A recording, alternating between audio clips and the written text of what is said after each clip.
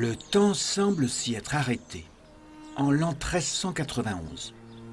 Au sud de Chartres, Villebon tient de l'ailleurs oublié, avec ses 200 hectares et ses 60 électeurs, dans un décor plein de cachets, couleur brique, celle de son bourg fortifié et de sa forteresse.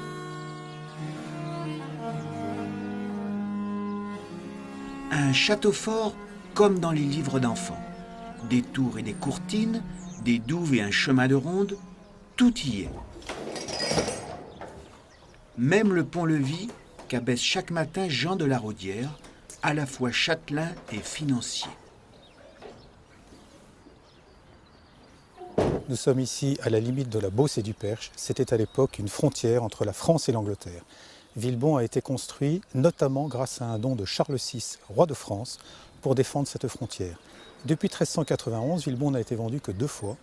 Une première fois en 1607 au Grand Sully et une deuxième fois en 1812 à la famille de Pontois-Pontcarré. Ça fait donc 3 familles qui se succèdent à Villebon depuis 600 ans. De Louis XI à Henri IV et de Gaulle à Giscard, Villebon a baissé son pont-levis devant 6 rois et 3 présidents, mais la vedette, c'est ici Sully. Il y vécut 24 ans et y mourut. Sa galerie des fresques rappelle d'ailleurs les châteaux qui marquèrent sa vie. On y trouve Rosny-sur-Seine où Sully est né, Villebon où Sully est mort, Nogent-le-Rotrou où Sully est enterré. Et bien entendu, Sully-sur-Loire, son château le plus emblématique. Néanmoins, c'est à Villebon qu'il aimait vivre, qu'il écrit les économies royales.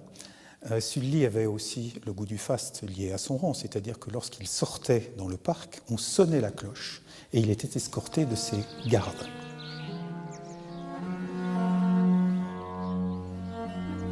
Un parc oxygéné ouvert aux 3000 visiteurs de ce site enchanteur.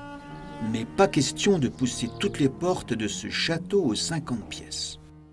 Je voudrais vous montrer maintenant une pièce qu'on ne voit pas habituellement. C'est l'oratoire de Sully. Sully qui était resté protestant alors qu'il avait convaincu Henri IV de se convertir au catholicisme, d'où l'expression « Paris vaut bien une messe ».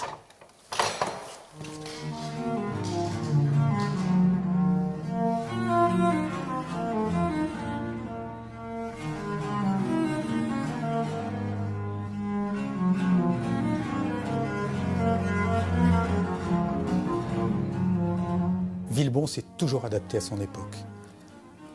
On part d'une pure forteresse avec un rôle défensif. Ça devient une demeure de plaisance à la Renaissance.